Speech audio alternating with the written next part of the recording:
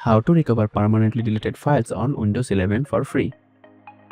First, go to the Microsoft Store. Search File Recovery. Click on Windows File Recovery. It's an official recovery app from Microsoft. Click on Get to install.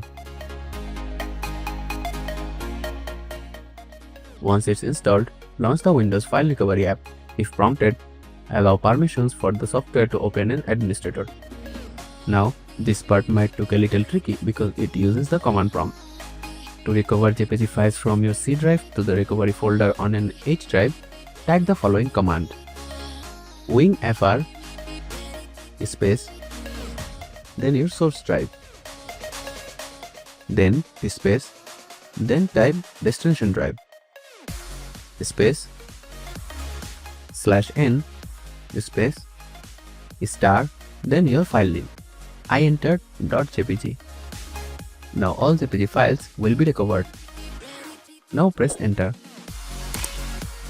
Now press Y to continue. Then it will start scanning your drive. After scanning complete, it will show you a list of recovered files and ask you if you want to see the recovered files. Press Y to view. You'll see a new folder containing all the recovered files.